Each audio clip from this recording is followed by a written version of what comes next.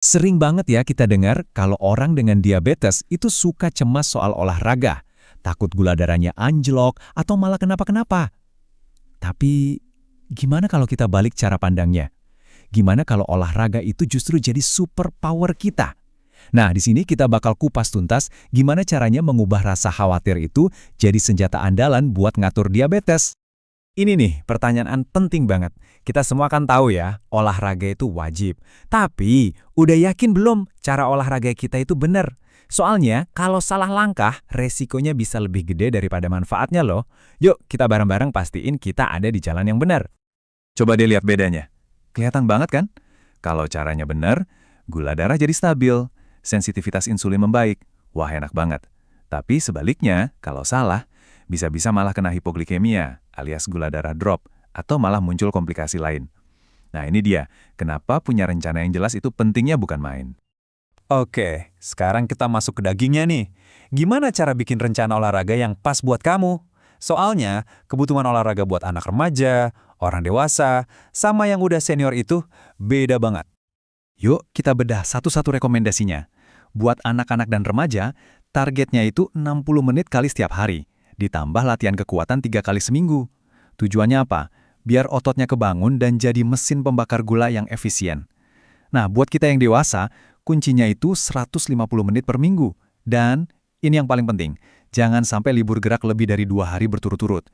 Biar sensitivitas insulin kita tetap on. Kalau untuk para senior, fokusnya lebih ke fleksibilitas dan keseimbangan. Misalnya lewat yoga atau tai chi, ini bagus banget buat mencegah jatuh dan bikin badan tetap lentur. Oke, lanjut ya. Ada satu aturan, ini simpel banget tapi dampaknya luar biasa. Dan ini berlaku buat semua, siapapun. Dan bisa jadi game changer. Cuma satu angka yang perlu diingat, 30. Yap, 30 menit. Itu batas maksimal kita boleh duduk diam tanpa henti. Lewat dari itu, wah sangat gak disarankan. Terus gimana cara ngelakuinnya? Gampang banget. Cukup pasang alarm di HP tiap 30 menit. Pas bunyi, langsung berdiri. Nggak usah ribet, cukup gerak-gerak ringan minimal 5 menit aja. Jalan ke dapur, ambil minum, peregangan dikit, apa aja deh. Ini penting banget, apalagi buat yang kerjanya di depan laptop seharian. Tujuannya simpel, bangunin lagi otot kita biar dia mau makan gula darah. Emangnya kenapa sih kalau kita kelamaan duduk? Nah, salah satu risikonya itu namanya frozen shoulder. Jadi bayangin deh, otot bahu kita itu kan butuh gerak. Kalau diam terus, gula darah bisa numpuk di situ, bikin jaringan ototnya jadi kaku, keras, kayak beku. Ngeri kan? Ini contoh nyata banget kenapa aturan 30 menit itu pentingnya setengah mati. Sip, aturannya udah dapet. Sekarang kita pilih menunya. Olahraganya apa aja sih? Tenang, ini ada beberapa pilihan berdasarkan tingkat intensitasnya. Jadi kamu bisa pilih mana yang paling cocok sama kondisi dan kesukaanmu. Kita mulai dari yang paling santai dulu ya, intensitas ringan. Anggap aja ini gerbang awal buat kamu yang baru mau mulai atau lagi nggak fit. Contohnya, jalan santai keliling kompleks, sepedaan pelan, atau bahkan bersih-bersih rumah. Cukup lakuin 20-30 menit tiap hari. Intinya cuma satu, biasain badan buat gerak. Oke, kita naikin levelnya dikit ke intensitas sedang. Ini tuh aktivitas yang bikin napas kamu sedikit lebih cepat dan jantung berdebar. Kayak jalan cepat, hiking, yoga, atau kerjaan rumah yang agak berat, misalnya ngepel atau nyetrika. Nah ini nih target utamanya buat orang dewasa, biar target 150 menit seminggu itu kecapai.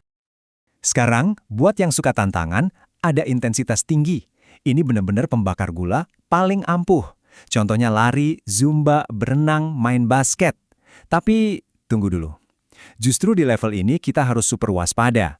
Karena ada beberapa kondisi medis yang bikin olahraga berat ini malah jadi bahaya. Yuk kita bahas sekarang juga. Nah, kita sampai di bagian yang paling penting, keamanan. Semua tips tadi itu berlaku kalau kondisi kita stabil ya. Tapi, kalau kita punya komplikasi diabetes, aturan mainnya beda. Ini demi keselamatan kita sendiri, jadi tolong perhatikan baik-baik. Yang pertama, ini perhatian khusus buat teman-teman yang punya komplikasi di mata, atau istilah medisnya retinopati diabetik. Untuk kondisi ini, pendekatannya harus hati-hati banget. Buat yang punya retinopati, olahraga berat itu haram hukumnya. Kenapa? Karena gerakan yang menghentak atau berat bisa naikin tekanan di pembuluh darah mata yang rapuh. Risikonya serius, bisa pendarahan atau bahkan retina lepas. Terus gimana dong? Gampang, Solusinya adalah ganti intensitas dengan durasi. Tetap olahraga ringan aja, kayak jalan santai atau yoga, tapi waktunya yang dipanjangin. Misalnya jadi 60 menit sehari. Oke, selanjutnya perhatian khusus kedua buat yang mengalami neuropati perifer. Ini kondisi kerusakan saraf yang bikin kaki sering kesemutan atau bahkan mati rasa. Di sini, kuncinya satu, lindungi kaki. Wajib pakai alas kaki yang aman dan nyaman, kalau bisa sih sepatu khusus diabetes. Dan setiap selesai olahraga, luangkan waktu sebentar buat cek kondisi kaki, ada lecet atau enggak. Nah, ada kabar baiknya nih. Justru dengan olahraga teratur, gejala neuropatinya bisa berkurang loh seiring waktu. Jadi, ini bukan alasan buat berhenti gerak, tapi justru motivasi buat terus bergerak dengan lebih waspada tentunya. Dan yang terakhir, ini juga super penting. Kalau kamu punya neuropati otonom, ini yang ngaruh ke detak jantung dan tekanan darah, atau punya komplikasi ginjal, hukumnya wajib konsultasi dulu ke dokter sebelum mulai olahraga apapun, apalagi yang intensitasnya sedang sampai tinggi. Jangan nekat ya.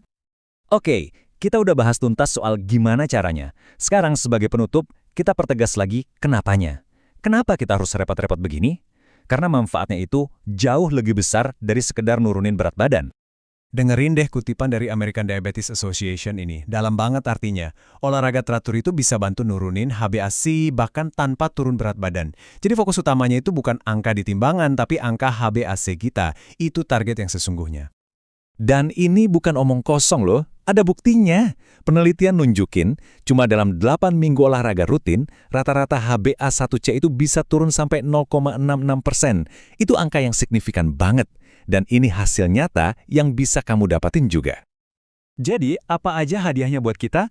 Gula darah yang jauh lebih stabil, sensitivitas insulin yang membaik, otot jadi lebih kuat, dan bahkan ada kemungkinan dosis obat diabetes bisa dikurangi. Ujung-ujungnya apa? Kita jadi punya lebih banyak energi buat nikmatin hidup. Itu kan yang kita mau? Nah, sebagai penutup, saya mau kasih satu tantangan kecil. Nggak usah nunggu besok, nggak usah nunggu hari Senin. Coba pikirin sekarang. Gerakan 5 menit apa yang bakal kamu lakuin dalam setengah jam ke depan. Mulai dari yang paling kecil, dan mulailah sekarang juga.